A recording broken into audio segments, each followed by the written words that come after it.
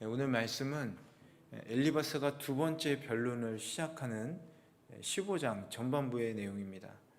15장 전반부에서는 엘리바스는 자기의 의를 끝까지 주장하는 욥을 불경건한 자로 규정하고 정죄하면서 인간이 자기의 의를 주장할 수 없는 근거로서 인간 존재의 근원적 또 보편적 부패를 강조한 사실을 기록하고 있습니다. 먼저 1절을 보면 그러자 대만 사람 엘리바스가 대꾸했습니다 라고 두 번째 변론이 시작됩니다. 어떻게 변론하는지 2절, 3절 다시 한번 읽어보도록 하겠습니다. 시작. 지혜로운 사람이 헛된 지식으로 대답하겠는가? 동쪽 바람으로 그의 배를 채우겠는가? 말도 안 되는 소리로 논쟁하겠는가? 아무짝에도 쓸모없는 말로 싸우겠는가? 이 2절의 헛된 지식이라는 것은 원어적으로 풀이하면 바람과 같은 지식으로 풀이가 됩니다. 즉 엘리바스는 욥의 지식이라는 것은 바람과 같이 가볍고 금방 지나가 없어지는 그런 지식이다라고 지금 말하고 있는 것입니다. 그리고 동쪽 바람이라는 것은 시리아나 북아라비아에서부터 불어오는 뜨거운 열풍을 말하는데요. 이 바람은 특히 봄철에 많이 부는데 그래서 농작물에게 커다란 피해를 가져다 줍니다. 그렇기 때문에 엘리바스가 이 동풍이라고 표현을 한 것은 욥이 자신의 고집을 꺾지 않고 자신의 잘못된 생각을 계속 품으려 한다면 그것은 마치 동풍과 같아서 욥의 심령과 그리고 욥의 심령을 황폐하게 하고 멸망에 이르게 한다라는 것을 지금 경고하고 있는 것이죠. 계속해서 3절에서 말도 안 되는 소리, 아무짝에도 쓸모없는 말이라고 엘리바스는 말하는데 이것은 욥의 말이 미련하고 무익한 것이라고 책망하고 그리고 비난하는 것입니다. 본문에서 알 수 있듯이 이 엘리바스의 말투는 처음 변론할 때보다 더 강한 어조로 욥을 비난하고 있는 것을 알 수가 있죠. 욥이 자신의 말을 인정하지 않고 오히려 반박을 하고 의의를 제기하는 모습을 보면서 엘리바스는 심한 굴욕감을 느끼고 친구로서 욥에게 가져야 할 최소한의 예의조차 지키지 않는 모습을 볼 수가 있습니다. 그리고 이렇게 욥을 무식하고 완고한 자라고 비난하고 있는 것이죠. 물론 여기에는 엘리바스 자신의 지혜와 지식이 욥의 지혜와 지식보다 훨씬 더 우월하다는 그런 의식이 바닥에 깔려 있습니다. 우리는 여기서 욥과의 대화를 이렇게 건조하고 거칠게 만들 수밖에 없었던 이 엘리바스의 교만함을 발견하게 됩니다. 즉 엘리바스의 교만함이 엘리바스 스스로를 분노하게 만들고 욥을 사정없이 매도하고 비난하도록 만든 것이다라는 거죠. 여러분, 교만한 사람은 자신의 가치를 알아주는 사람에게는 한없이 너그럽습니다. 그리고 자신의 말을 잘 순응하는 사람들에게는 너그러운 사람이에요. 그러나 그들은 일단 자신의 가치가 인정받지 못한다라고 생각되고 자신의 의견이 존중받지 못한다고 생각하게 되면 한없이 가혹해지고 또 잔인해지기까지 합니다. 그리고 상대방을 필요 이상으로 과소평가하면서 그 사람을 깎아내리죠. 혹은 매우 건방지거나 어리석은 사람으로 여기는 습성이 있습니다. 여러분, 이처럼 교만한 사람과는 제대로 된 대화를 이루기가 어렵지요. 그들과 좋은 관계를 유지하기가 쉽지가 않습니다. 교만하면 다툼만 일으킬 뿐이다라고 잠언 10장 13절에서는 이 교만한 자에 대해서 단정지어서 얘기를 하고 있습니다. 또한 디모데전서 6장 4절에서 5절을 보면 바울은 교만에 대해서 이렇게 말하고 있습니다. 그는 교만해져서 아무것도 이해하지 못하고 오히려 쓸데없는 논쟁과 말싸움만 좋아하게 된다. 그러다가 결국 시기와 분쟁과 비방과 사악한 의심이 일어나고 마음이 부패하게 되고 진리를 상실해 경건을 이익의 수단으로 여기는 사람들 사이에 다툼이 일어난다. 이 바울이 말하는 교만은 우리를 무지하게 하고 논쟁과 말다툼을 좋아하게 하면서 악한 생각으로 마음을 부패하게 한다라고 말하고 있습니다. 그래서 바울은 항상 이 하나님의 말씀과 교훈 앞에서 자신을 비추고 자신의 삶을 돌아보지 않으면 교만에 빠지게 된다라고 경고하고 있습니다. 여러분, 우리는 교만에 빠지지 않도록 늘 경계해야 합니다. 교만한 사람이 있는 곳에는 언제나 분열과 분쟁이 있기 때문에 그렇습니다. 그럼 반대로 겸손한 사람이 있는 곳은 어떨까요? 겸손한 사람이 있는 곳은 언제나 화해 그리고 화합이 있습니다. 그렇다면 우리는 과연 어떤 사람입니까? 교만한 사람입니까? 겸손한 사람입니까?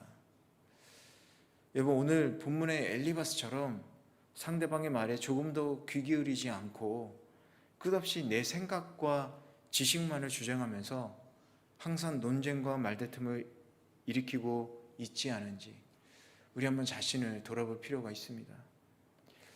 여러분, 오늘날 얼마나 많은 신앙 공동체가 이 교만의 덫에 걸려서 싸움과 논쟁으로 얼룩지고 있는지 모르겠습니다. 그로 인해서 성도들은 마음에 상처를 입거나 혹은 악한 생각으로 채워져 가고 있는지 모르겠습니다.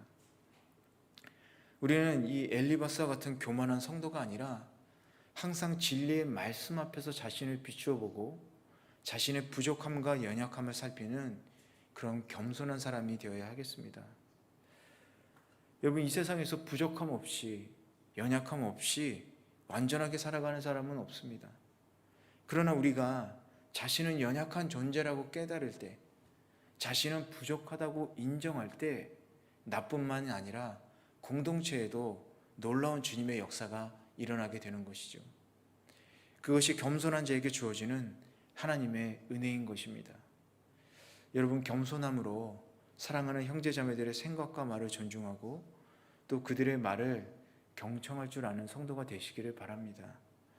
그래서 항상 다툼을 일으키는 자가 아니라 항상 화목을 도모하는 그런 복된 성도가 되시기를 간절히 축원합니다. 우리 4절에서 13절 계속해서 함께 읽어보도록 하겠습니다. 시작. 하나님 경외하기를 내던져 버리고 하나님 앞에 기도하기를 그치고 있네. 자네 죄가 자네 입을 가르쳐서 교활한 사람의 말만 골라하고 있네. 자네 입이 자네를 정죄하지 내가 정죄하는 게 아니네. 자네 입술이 자네에게 불리하게 증언하는 거야. 자네가 첫 번째로 태어난 사람이며 자네가 산보다 먼저 만들어졌는가? 자네가 하나님의 비밀을 들었으며 자네만 지혜를 알고 있는가? 우리는 모르고 자네만 아는 게 무엇인가? 우리가 알지 못하는 사실을 자네가 깨달은 게 무엇인가? 우리 가운데는 백발의 노인들도 나이가 많은 사람들도 있고 자네 아버지보다 훨씬 나이 많은 사람들도 있네. 하나님의 위로가 충분하지 않던가? 부드러운 말씀조차도 충분하지 않던가? 어찌하여 자네가 이토록 흥분의 눈을 치켜뜨고 영으로 하나님을 원망하고 입으로 그런 말들을 쏟아내는가? 4절에서 보면 그래 자네가 하나님 경외하기를 내던져 버리고 하나님 앞에 기도하기를 그치고 있네. 이렇게 엘리바스는 욥을 책망하고 있습니다. 즉 서슴지 않고 자신의 의로움을 주장하고 또 하나님을 불신하는 것처럼 말하고 있는 욥을 엘리바스는 하나님이 경외하기를 내던져 버린 불경건한 사람이다라고 간주하고 있는 것이죠. 그리고 5절과 6절 말씀은 친구들의 권면을 반박하는 욥에게 그럴듯한 말을 잘도 지어내고 있다라고 비난하는 그런 말입니다. 욥의 고난이 욥의 죄의 결과라고 확신하는 엘리바스에게는 욥의 모든 말들이 죄를 숨기기 위한 그럴듯한 거짓말과 변명으로 들리는 것이죠. 7절에 자네가 첫 번째로 태어난 사람이며 그리고 8절에 자네가 죄를 입고 있는가? 9절에 우리는 모르고 자네만 아는 게 무엇인가? 다 같은 뜻으로 볼 수가 있는데요. 즉 연장자일수록 지혜롭다라는 이 당시의 전통적인 이 사고방식을 근거로 욥이 자기만 지혜가 있는 척하고 있다고 엘리바스는 지금 조롱하고 비난하고 있는 것입니다. 10절 말씀은 엘리바스의 그 친구들은 자기들이 말하고 있는 것은 선인들이 경험한 것에 근거로 한 지혜로운 말이기 때문에 욥을 자신들이 충분히 권면할 수 있다라고 지금 말을 하는 것이죠. 그럼에도 불구하고 욥은 자신들의 말을 듣지 않았다. 공감하거나 자기의 죄를 인정하고 회개하기는커녕 도리어 자신들을 무정한 자, 지혜 없는 자라고 비난했다라고 지금 엘리바스는 이 4절에서 13절에 걸쳐서 욥을 조롱하면서 얘기하고 있는 것이죠. 그러나 죄와 관계없이 고난을 당하는 욥으로서는 이 엘리바스나 친구들의 말을 받아들이기가 지금 어렵습니다. 친구들의 말은 욥에게 아무런 도움이 되지 못하거든요. 친구들의 말은 자기에게 오히려 견디기 어려운 마음의 고통만 더 가증시킬 뿐이었습니다. 여러분 4절에서 13절 말씀을 보면서 무엇을 느끼셨습니까? 오늘 이 말씀이 우리에게 교훈하는 것은 무엇입니까? 그것은 사람은 진정한 위로자가 될 수 없다라는 것입니다. 오직 주님만이 우리의 진정한 위로자가 되신다는 것입니다. 친구의 후배가 이런 말을 했다고 그래요. 자신은 사람에 대한 기대는 내려놓았다고. 오랜 직장 생활을 접으면서 내린 결론이었다라고 합니다. 저도 들으면서 이렇게 된 사회가 가슴 아프기만 했습니다. 배신당하고 자신의 이익을 위해서 상대를 헐뜯고 그런 상황 속에서 얼마나 힘들었겠습니까? 물론 욥의 친구들 같은 사람은 많지 않죠. 그러나 욥의 말에 공감하고 함께 탄식을 하는 상황이었다고 해도 욥의 상황은 크게 달라지지 않았을 것입니다. 일시적인 위로는 얻을 수 있지만 그렇다고 진정한 위로를 주는 것은 아니죠. 고통이 사라지지 않습니다. 욥은 여전히 고통 가운데 있게 되는 것이죠. 오히려 욥의 말에 동의하는 친구들을 보면서 욥은 하나님을 더욱 원망했을지도 모르겠습니다. 그러면 결국 욥은 자멸해 버리겠죠. 물론 그렇다고 해서 사람의 위로나 도움이 무익하다거나 또 전혀 필요가 없다는 말은 아닙니다. 우리는 고통 속에 있는 형제자매들을 위로해야 되죠. 도와줘야 됩니다. 다만 진정한 위로는 바로 주님에게서 온다라는 것입니다. 오직 주님만이 우리 고통의 문제를 해결해 주시고 진정한 위로를 주실 수 있는 분이십니다. 여러분 욥의 결말을 한번 생각해 보십시오. 어떻게 욥은 결말을 맺습니까? 하나님은 욥의 육체적 고통을 거두어 주십니다. 그리고 욥이 고난당하기 전보다 더 큰 복을 주셔서 욥을 위로해 주시죠. 그러므로 우리가 진정한 위로를 얻으려면 누구에게 가야 합니까? 바로 하나님에게 가야죠. 하나님께 나아가 부르짖고 하나님의 위로를 소망하고 간구해야 하는 것입니다. 1992년 바르셀로나 올림픽이 있었습니다. 그 올림픽에서 400m 남자 육상 경기 준결승이 있었는데요. 거기에 출전한 영국 선수가 한 명 있었습니다. 그 영국 선수는 아킬레스건이 파열되어서 22번이나 수술을 받은 그런 선수입니다. 그런데도 불구하고 올림픽에 출전하겠다는, 금메달을 따겠다는 집념으로 그 아픔을 극복하고 준결승에 오르게 된 거예요. 그리고 이제 경기가 시작되었는데 선두로 달리던 그 선수는 넘어져 버립니다. 다리에 심한 근육통을 느끼고 일어설 수 없게 됩니다. 그는 다시 일어서서 달리려고 일어섰지만 다시 쓰러져 버립니다. 일어나지 못하자 이내 기어서 가기 시작합니다. 그런데 그때 관중석에서 한 사람이 뛰쳐나서 그를 부축해서 일으킵니다. 그 사람은 선수의 아버지였습니다. 아버지는 선수의 허리를 감싸고 천천히 결승전까지 달려갑니다. 그리고 결승선에 다다르자 이 아버지는 손을 놓고 아들 혼자 결승선을 넘게 했습니다.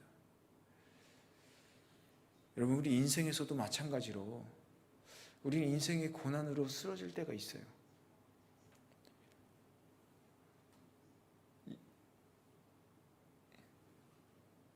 일어서기가 힘들 때가 있습니다. 그리고 겨우 기어가는 그런 힘든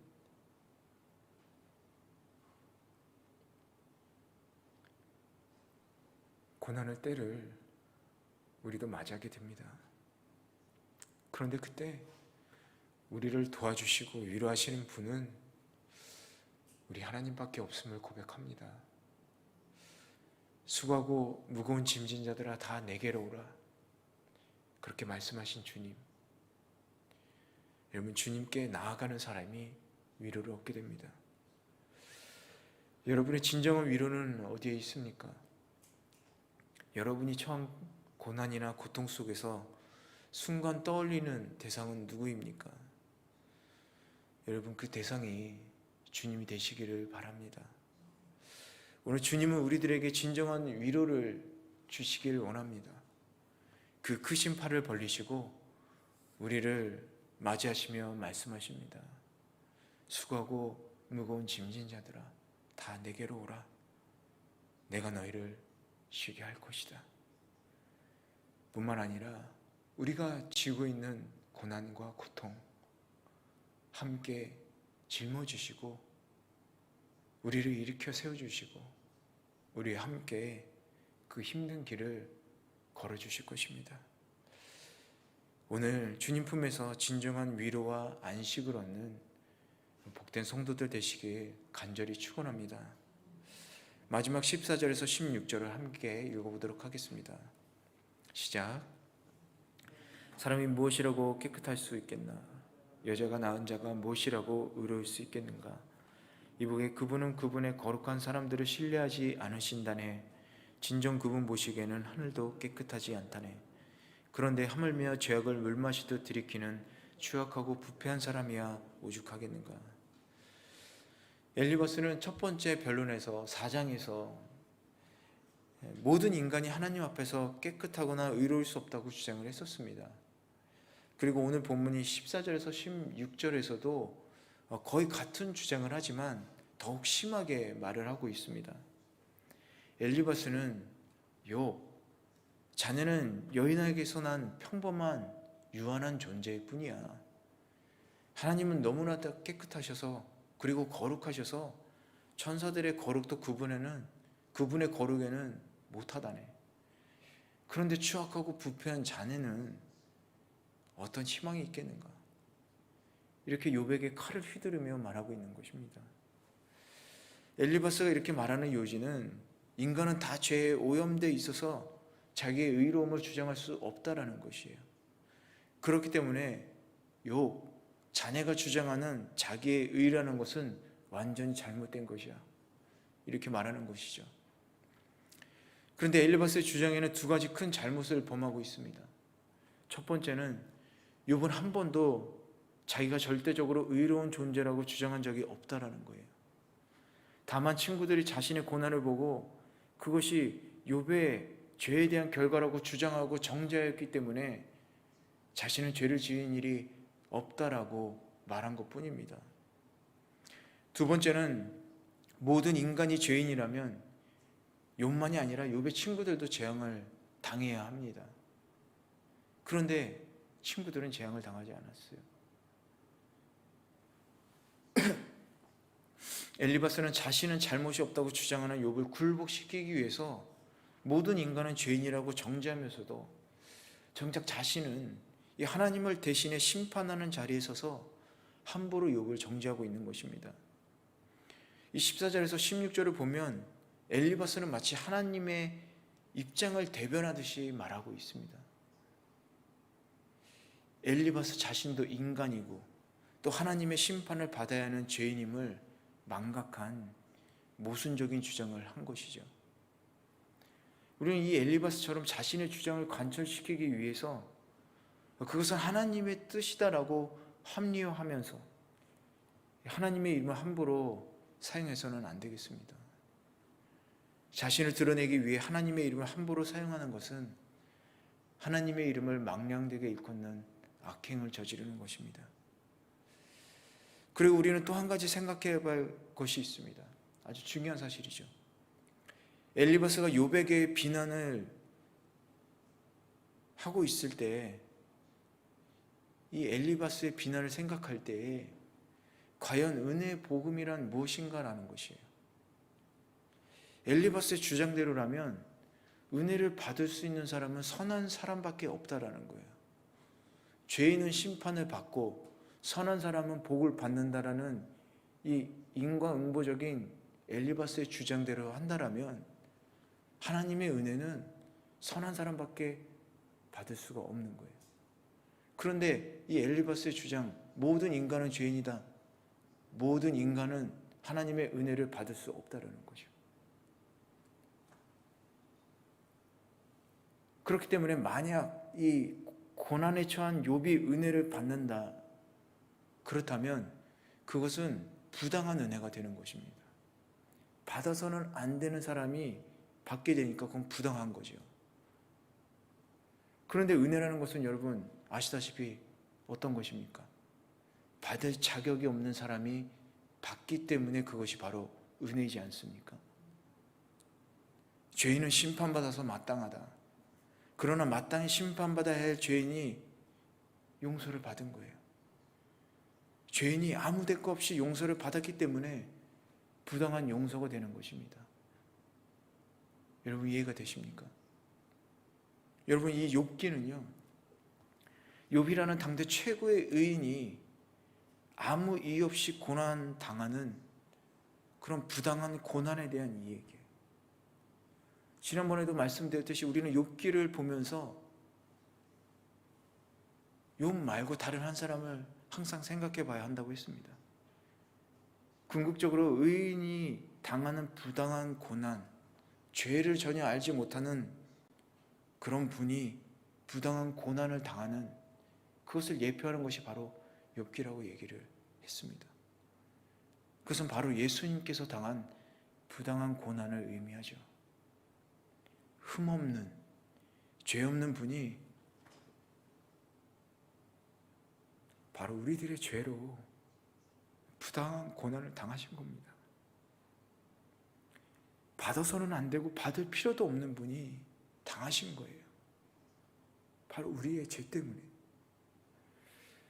그리고 용서받을 수 없는 이 우리들이 예수님으로 인해서 이 부당한 용서를 받는 놀라운 은혜를 경험하게 되는 것입니다. 여러분 이 세상은 어떻습니까? 갈수록 악해지고 또 현실은 인간이 선하지 않을 뿐만 아니라 인간 스스로의 노력으로 의에 이를 수 없다라는 것만을 보여주고 있죠. 이 엘리바스의 주장처럼 말이에요. 세상은 우리에게 절망과 좌절을 안겨줄 뿐입니다.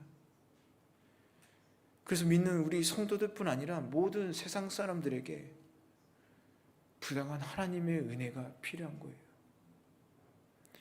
세상 사람들이 손가락질하고 정죄하고 죽어 마땅한 사람들에게도 용서해주고 구원을 허락하는 하나님의 부당한 은혜가 필요한 겁니다.